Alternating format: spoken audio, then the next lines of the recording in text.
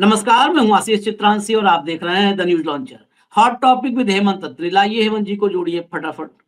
स्वागत है हेमंत भाई आपका। व्लादिमीर पुतिन भारत के दौरे पर आ रहे हैं और आरती बाकायदे उतारी जा रही है, जो कि भारत के अंधभक्तों की पहली पहचान है। वो आरती किसी की भी उतारने लगते हैं।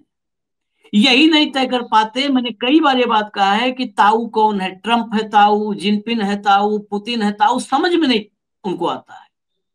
यही ट्रंप की आरती उतारने वाले अब पुतिन की आरती उतार रहे हैं। अगर वो विजुअल हो तो जरा मैं आपको चाहता हूं कि दिखा दिया जाए। जो आरती उतारने वाला विजुअल अगर तैयार हो, रेडी हो तो दिखा दीजिए, नहीं तो अभी थोड़ी देर में दिखा दीजिएगा अगर नहीं तैयार है आपके पास तो। आरती वाले विजुअल दिखाना जरूरी है। आज पुतिन की आरती की जा रही है, लेकिन पुतिन के इस दौरे से पहले एक बड़ा मामला सामने आया। ऑडियो खोल दीजिए जरा, ये पहले सुनवा दीजिए।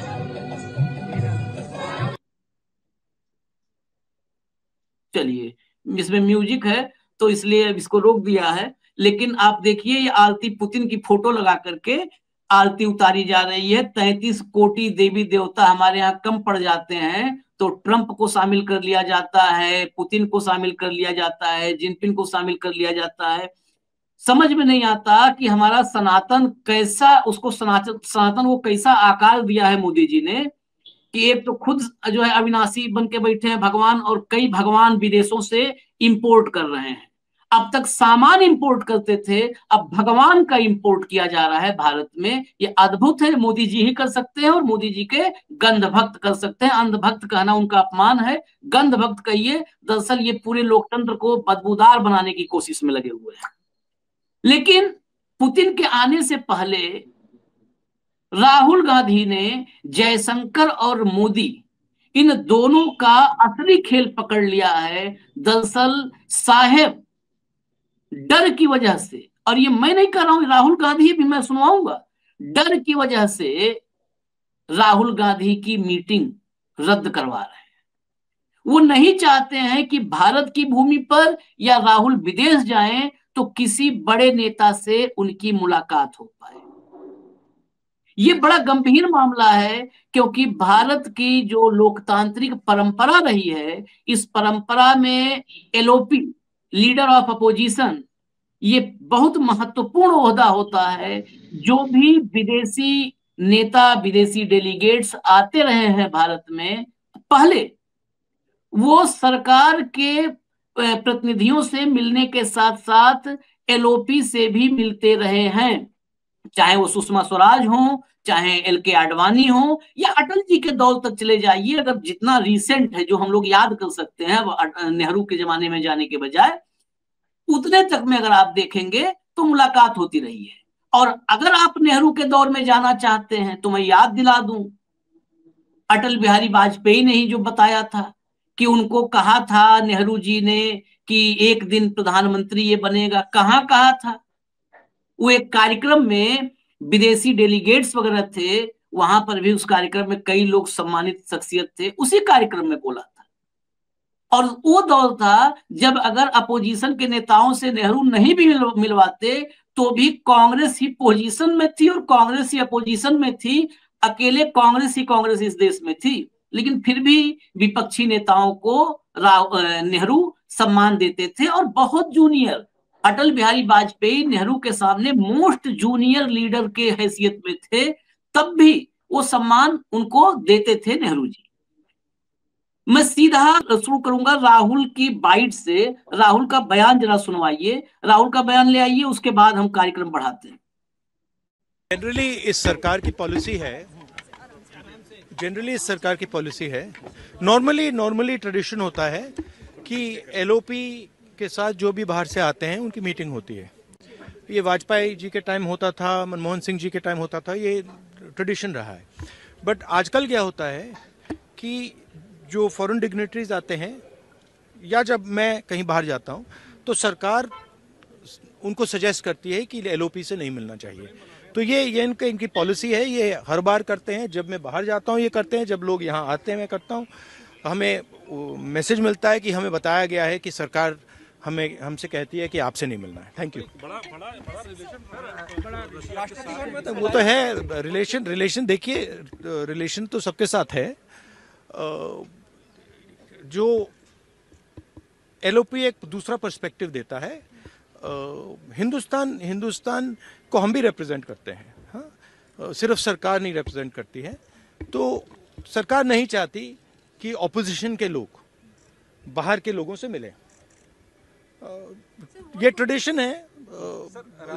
एक सेकंड मुझे बोलने दीजिए। ये ट्रेडिशन है, ये नॉर्म है, बट मोदी जी इस नॉर्म को फॉलो नहीं करते हैं। फॉरेन मिनिस्ट्री इस नॉर्म को फॉलो नहीं करती है। Thank you. इनसिक्योरिटी है। देखिए, इनसिक्योरिटी, वो डर जिसकी वजह से नहीं चाहते हैं मोदी जी कि राहुल गांधी विदेश के नेताओं से मिलें। और बहुत सीधा सीधा अगर इसमें बतौर पत्रकार विश्लेषक मुझे देखना हो तो मैं एक ही बात देखता हूं कि एक पढ़े लिखे एक दूरदर्शी नेता के साथ नहीं चाहते हैं मोदी जी कि विदेश के नेता मिलें, और उनको ये लगे कि मोदी से सैकड़ों गुना काबिल नेता भारत में बैठा हुआ है, ये न पता चलने पाए। सबसे मुझे लगता है यही बड़ी डर है उनके मन में। जरा प्रियंका गांधी को सुनवाइए। प्रियंका गांधी। बहुत अजीब बात है, ये प्रोटोकॉल होता है। प्रोटोकॉल होता है, कोई भी विजिटिंग डिग्नेटरी एलओपी से मिलते हैं और रिक्वेस्ट करते हैं तो मिलते हैं। तो इस प्रोटोकॉल का रिवर्सल मतलब इस सरकार की जो जनरल जो जितनी भी नीतियां हैं वो इसी आधार पर है। वो सब खुद घेरना चाहते हैं, कोई और आवाज़ को उठने ही नहीं देना चाहते, किसी और का कुछ पक्ष सुनना ही नहीं चाहते, और जो प्रोटोकॉल्स हैं उनको भी तोड़ रहे हैं। तो एक लोकतंत्र का प्रोटोकॉल होता है, उसको निभाना चाहिए। अब भगवान जाने किस बात का डर। मैं तो ये प्रदूषण पर चर्चा करने में क्या डर है, क्या डर है? कर लीजिए, सुन लीजिए, कुछ तो फिर हल निकलेगा। इसी तरह से तो हल निकलेगा। लोकतंत्र में हर जने को अपनी बात कहने का मौका मिलना चाहिए और चर्चा होनी चाहिए और फिर एक्शन लेना चाहिए। तो यहाँ तो कोई चर्चा होनी ही नहीं है। भारत की डेमोक्रेसी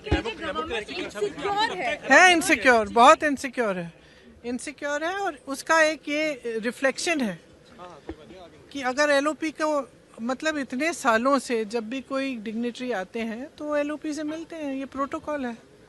तो इस प्रोटोकॉल को तोड़ने का और इसका रिवर्सल करने का क्या फायदा है? मतलब ये इनसिक्योरिटी ही हो सकती है, और क्या हो सकती है? डेमोक्रेसी की छवि भी खराब होती है विदेश में। तो जरूर होगी। और ये जो एलओपी वाली बात है, ये किसी भी स्वस्थ डेमोक्रेसी में ये हर जगह मौजूद है। इसका एक एग्जांपल मैं और दे दूं हेमंत भाई के पास जाने से पहले।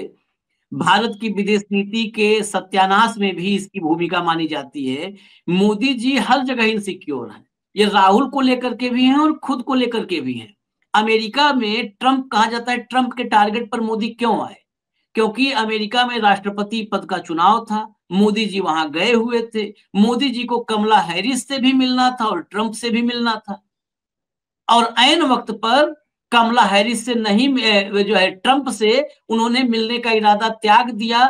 उनको ये वहां इनपुट मिला कि सरकार कमला हैरिस की आ रही है, और उन्होंने ट्रंप से दूरी बना ली। ये आज भी चर्चा है, तमाम चर्चाएं, हम लोग के डिबेट्स में भी ये बात आती है। अभी हेमंत जी के साथ चर्चा में भी ये बात आएगी। मैं पहले से इसलिए उसका रख दे रहा हूं उसकी आधारशिला। तो ये वहां गए, वहां भी इनसिक्योरिटी की सरकार में कमला हैरिस आएगी, ट्रंप से मिल लें तो गड़बड़ न हो जाए।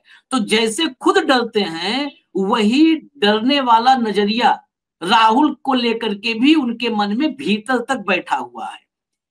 अभी पहले सवाल के बाद मैं बता दूं, मैं लेकर के आऊंगा पुराने एलओपी एल के आडवाणी, उनके तमाम फोटोग्राफ्स विदेशी नेताओं के साथ। इंडिया में आए तो उन्होंने भारत के विदेश मंत्री से मिलने से पहले आडवाणी से मुलाकात की, बड़े बड़े नेताओं ने। फिर भारत में एस.एम. कृष्णा से मुलाकात की। वो सब वही फोटोग्राफ्स आपको दिखाएंगे। लेकिन पहला सवाल सीधा हेमंत जी के पास। हेमंत भाई, ये लोकतांत्रिक परंपराओं को जमींदोज करने का टेंडर मोदी जी ने आखिर क्यों उठा रखा है? सारी लोकतांत्रिक परंपराएं, और कहते हैं हम लोकतंत्र मजबूत कर रहे हैं। ये गजब का, फिर वही हिपोक्रेसी में इस्तेमाल करूंगा शब्द तो ये बहुत छोटा लगता है। हिपोक्रेसी शब्द मोदी के सामने दंडवत नजर आता है। आशीष भाई नमस्कार, आपको सारे दर्शक साथियों को भी। देखिए, बहुत सारे दर्शक साथी सोचेंगे कि हम मोदी जी को हमेशा निशाने पर लेते हैं, ये है वो है। साधारण सी बात, लोकतंत्र क्या चीज है? लोकतंत्र बनता है पोजीशन प्लस अपोजिशन, यानी कि इस देश के 144 करोड़ जो लोग हैं, वो दोनों ही धाराओं में कुछ ने पोजीशन को चुना है, कुछ ने अपोजिशन को चुना है, और उस सारे को मिला करके रूलिंग बनती है, डेमोक्रेसी बनता है। ना रूलिंग से डेमोक्रेसी बनती और ना अपोजिशन डेमोक्रेसी बनती। जब दोनों मिल जाते हैं तो वो डेमोक्रेसी। और राहुल गांधी ने तो थोड़ी सी कम बताया कि अटल जी के टाइम तक मुलाकात होती थी, डॉक्टर मनमोहन सिंह के टाइम से मुलाकात होती थी एलओपी के साथ। जब से हमने होश संभाला है तो इंदिरा जी का टाइम हमने देखा, उस टाइम दूरदर्शन हुआ करता। उसके बाद राजीव गांधी का टाइम देखा, वीपी सिंह का टाइम देखा, नरसिम्हा राव का टाइम देखा, तब से लगातार ये पर्व, उससे पहले की मैं नहीं कह सकता, लेकिन ये हमने अपनी आंखों से देखा है। और ये हमारा एक फिक्स प्रोटोकॉल है। जब भी कोई फॉरेन डिग्नेटरी आता है, वो लीडर ऑफ अपोजिशन के साथ, या तो लीडर ऑफ अपोजिशन उसके पास चला जाएगा मिलने के लिए, या वो उसके घर जाता है। और ऐसे तमाम उदाहरण इस देश में बड़े हैं, कोई एक आधा नहीं है, सैकड़ों और हजारों मिल जाएंगे। दिक्कत आपने कहा कि असुरक्षा भाव है। मैं आशीष भाई से सहमत नहीं हूं। अकेला असुरक्षा भाव नहीं है, एहसास कमतरी भी कोई चीज होती है कि अगर मेरी जगह आशीष चित्रांशी वहां चले गए तो मेरी दुकान बंद हो जाएगी, लोग मेरे बारे में क्या सोचेंगे, आशीष इतने विद्वान क्यों है, मैं पीछे कैसे रह गया, वो इतनी फराटेदार अंग्रेजी बोलता है, मैं ऐसे क्यों रह गया। ये सारी की सारी चीजें, और फिर विदेश नीति की समझ, इंटरनेशनल इश्यूज की समझ, इंटरेक्शन का लेवल। अब एक दो पिक्चर देखिए आप, इस सीन को यहीं पे एक विजुलाइज कीजिए। मोदी जी व्हाइट हाउस में गए, उसके बाद G20 में गए, अभी साउथ अफ्रीका गए थे। आपने कोई भी जो हमारे जितने भी आपके पोमेरियन ये न्यूज एजेंसियां और चैनल्स, किसी पे किसी वीडियो में मोदी जी को एक शब्द बोलते हुए देखा? फाके लगाने के अलावा, ये गले मिलने के अलावा देखा किसी में? नहीं देखा।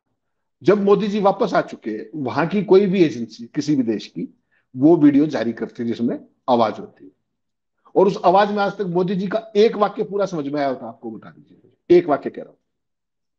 मोदी जी क्या बोल रहे हैं जो उन एजेंसियों से आती है, अपने वाली में तो आवाज ही नहीं होती, ठीक, उसमें तो लिखा होता है this video contains no sound. जो बाहर वाली वीडियो आती है उसमें कभी मोदी जी को एक वाक्य कभी पूरा समझ में आया? You are active on Twitter, हा हा हा, ये सुना होगा आपने।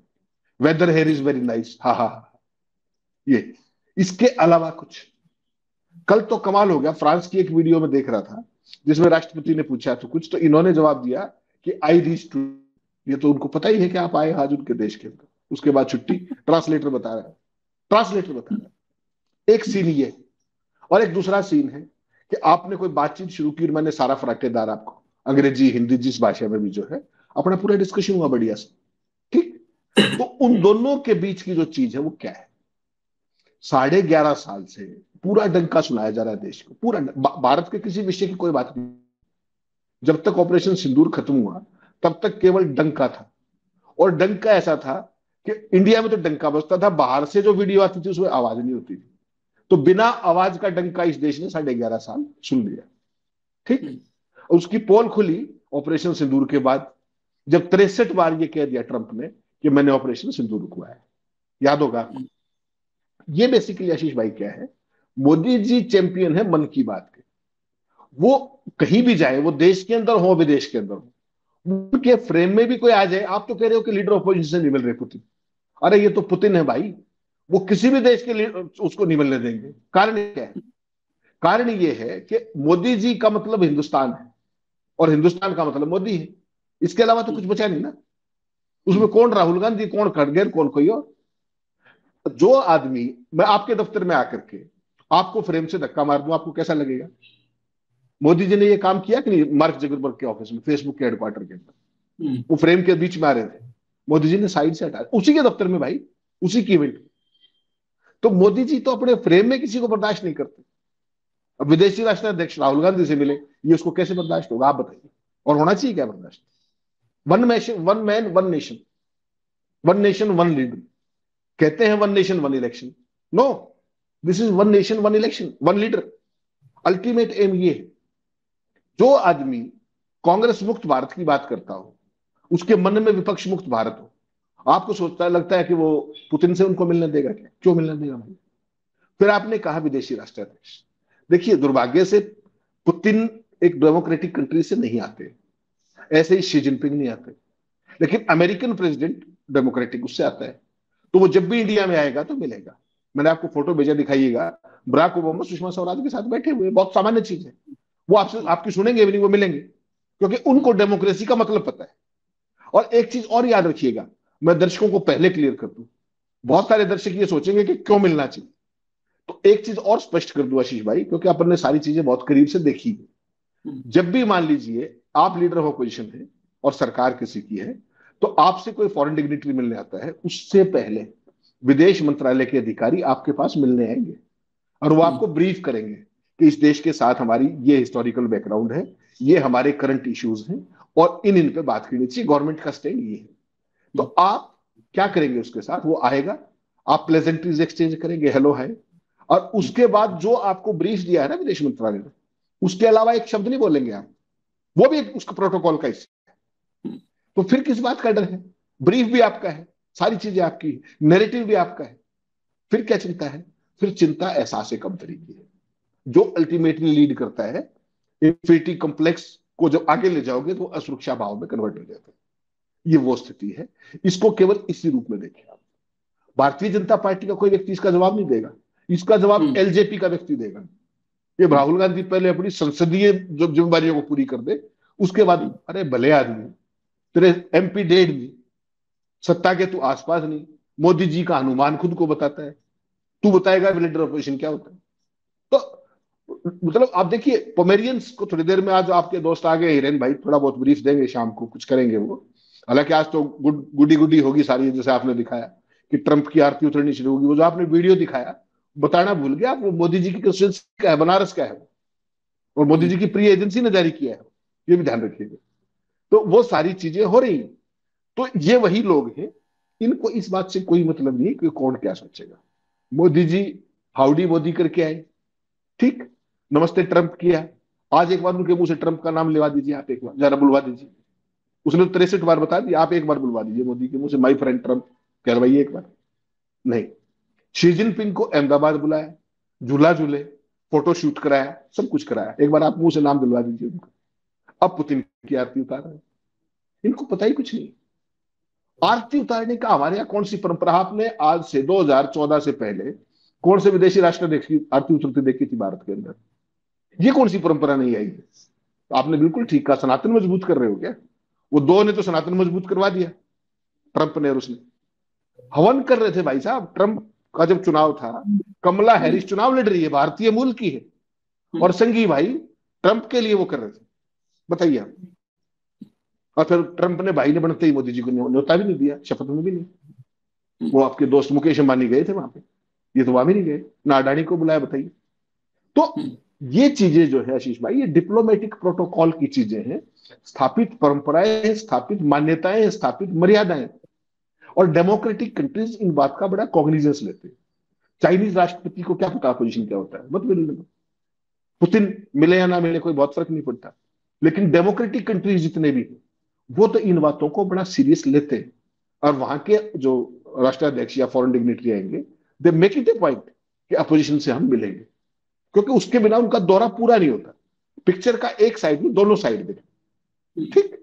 तो इस सारे को तहस नहस करने का जो प्रोजेक्ट है, वो मोदी जी आज से 2014 से चला रहे, और जब तक सत्ता में रहेंगे उनकी कोशिश यही रहेगी कि ये सारे सवाल ही खत्म हो जाए, विपक्ष मुक्त भारत हो। उसके लिए उन्होंने गैरेश गुप्ता को भी इन्वॉल्व कर रखा है, बहुत सारी एजेंसियों को भी इन्वॉल्व कर रखा है, तो अपने मिशन पे है।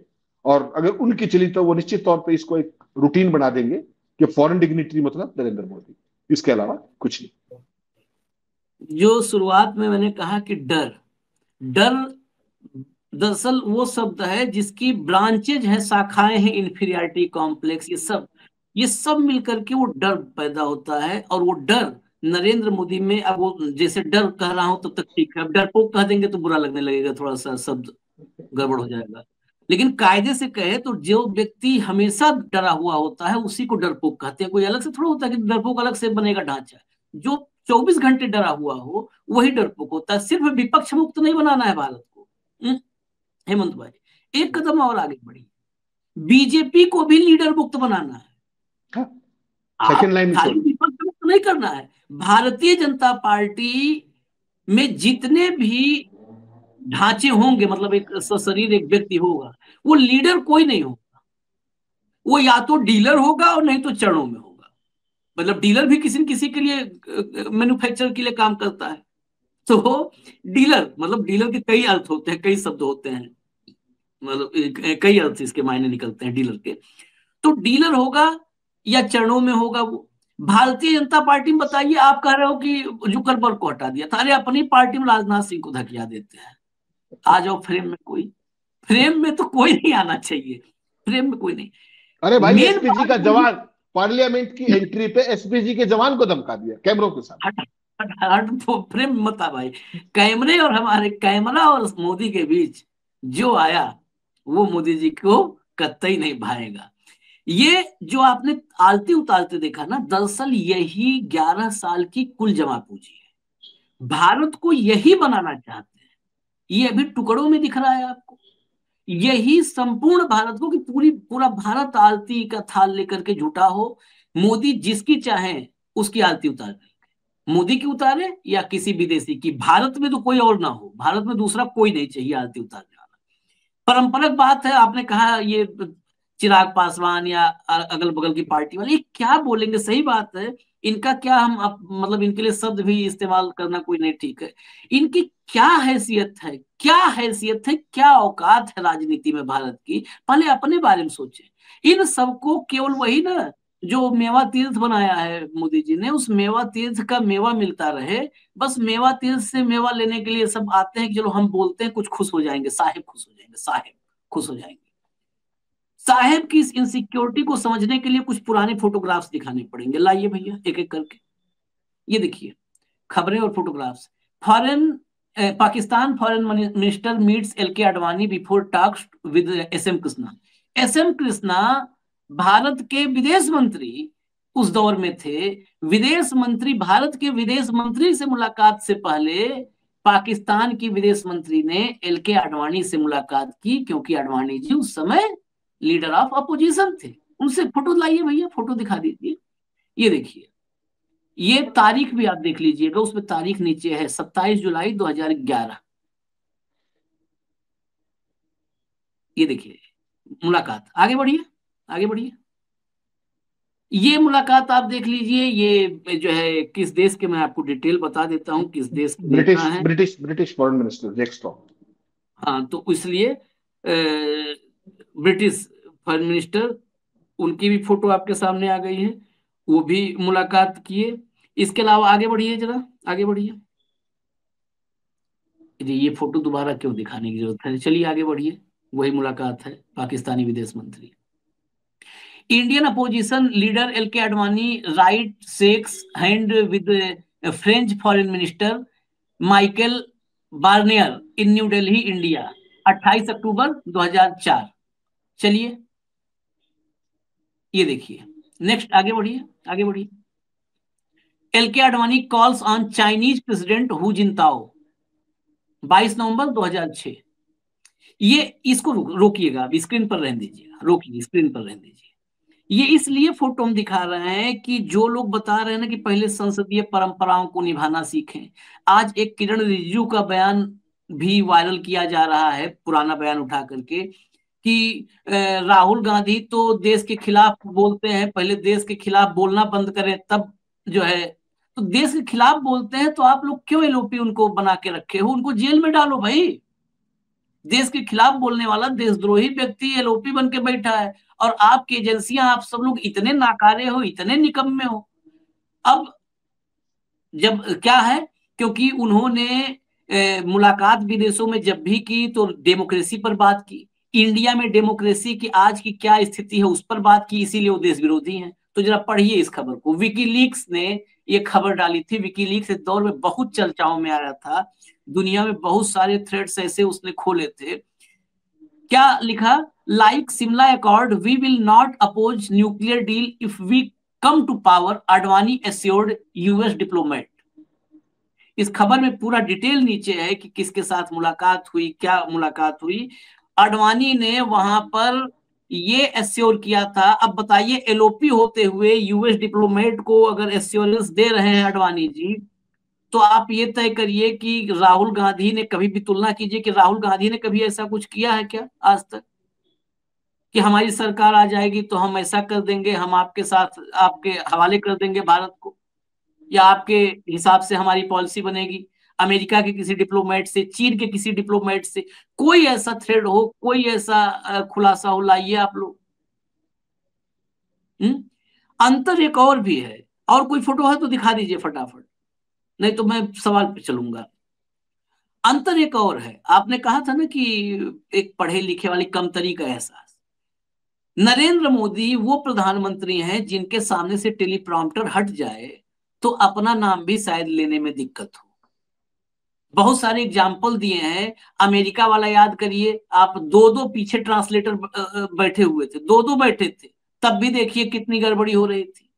और राहुल गांधी एक ऐसा नेता जो विदेशों की यूनिवर्सिटीज में जाकर के वहां के स्कॉलर्स के साथ 1-to-1 संवाद करता है। सामने 200, 100, 200, 300 हॉल फुल होता है, और मंच पर टहलते हुए वो वर्ल्ड ऑर्डर पर, इकोनॉमिक्स पर, जो है अर्थशास्त्र पर, दुनिया की अर्थव्यवस्था पर, थर्ड वर्ल्ड पर, सब पर, जिस विषय पे आप, डेमोक्रेसी पर, डेमोक्रेसी के सामने चैलेंजेस क्या हैं पूरी दुनिया में, सिर्फ भारत में नहीं, अलग अलग देशों में डेमोक्रेसी के सामने क्या चैलेंजेस हैं, आगे क्या चुनौतियां आ रही हैं, वो हर विषय पर मंच पर टहलते हुए माइक लेके, आप लोग देखिए, खोज लीजिए कितने वीडियो, दुनिया भर की यूनिवर्सिटीज में बड़ी बड़ी, वो आदमी बातचीत करता है। अब कितना बड़ा फर्क है हेमंत भाई, अगर ये फर्क होगा तो एहसास कमतरी तो होगा ही ना होगा, है? और ये अडवाणी जी और सबको तो दिखा दिया सुषमा स्वराज आपने। नहीं आशीष भाई, इसमें कुछ चीजें और हैं जो इससे आगे चल करके, जो बेसिकली आपकी ब्रांडिंग की गई 2001 में जब आप गए वहां पे गुजरात में, उससे बड़ा कोई ऑरेटर नहीं, उससे बड़ा कुछ नहीं, उससे बड़ा ये नहीं, और फिर टेलीप्रॉम्प्टर बंद होते ही वही ठप, चाहे द्वारका का फंक्शन हो चाहे वो रोहिणी का फंक्शन हो, अमेरिका की तो बात छोड़ दीजिए आप। और ये किसी भी जगह पे हो सकता है, किसी के साथ भी हो सकता है, मशीन का मामला है भाई। सवाल क्या है कि जो व्यक्ति, देखिए दो तीन चीजें जो मैंने आपको शुरू में कहा, at the cost of reputation, आप विदेशों के अंदर जाते, विदेश में जाकर के एक वाक्य नहीं बोल पाते, बिना आवाज के वीडियो जारी कराते, क्योंकि ठाके भी दिखाने हैं, हगलो मेसी भी दिखानी है, हाँ हाँ हाँ वर्ल्ड लीडर भी आप ही, वो चीज भी दिखानी है, लेकिन साउंड भी नहीं सुनानी है।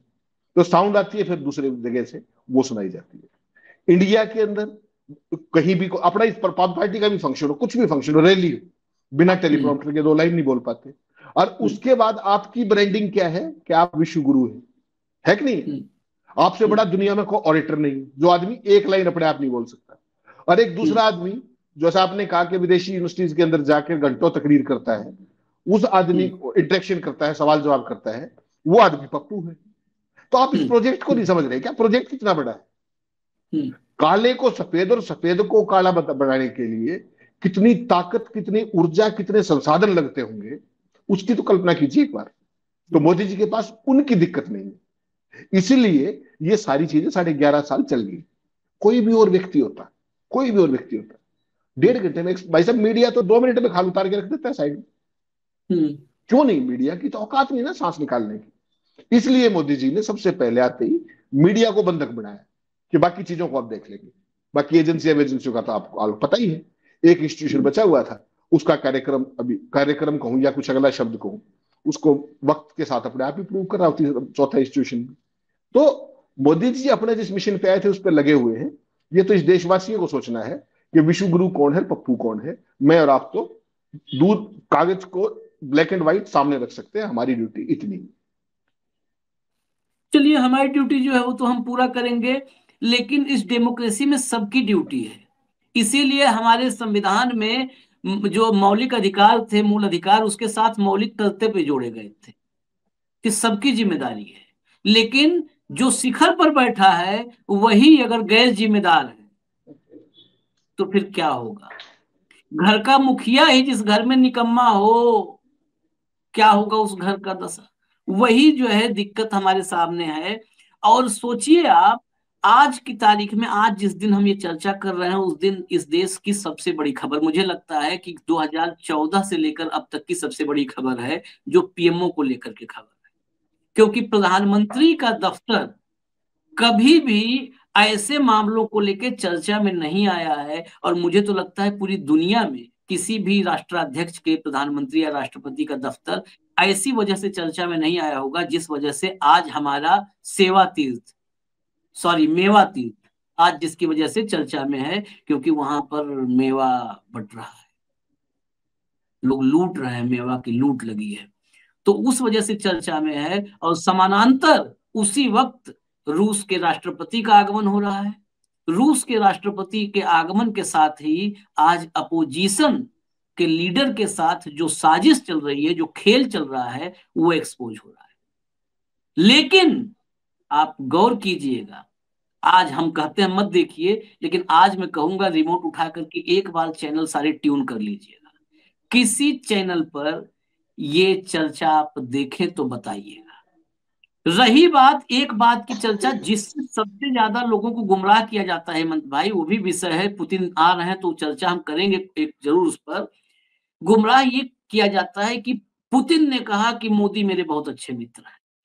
कोई राष्ट्राध्यक्ष किसी देश में आता है तो बहुत सारे संबंध डेवलप करने आता है, अपने देश के फायदे के लिए आता है, और एकदम साफ कर दे, हर देश का नेता अपने देश के फायदे के लिए आता है। मोदी जी अब जाते हैं, वो देश के फायदे के लिए नहीं जाते हैं, वो तो मोदी जी बताएंगे, लेकिन हर राष्ट्राध्यक्ष आता है तो वो दूसरे देश की नेता तारीफ करेगा ही करेगा, और करता है कि वो बहुत अच्छे नेता है। जितना तारीफ मनमोहन सिंह का ओबामा कर दिया, उसका तो मतलब आप समझ लो कि लाखवां हिस्सा अभी मोदी कोई तारीफ नहीं किया, जितनी तारीफ ओबामा ने खुलेआम किया डॉक्टर मनमोहन सिंह का।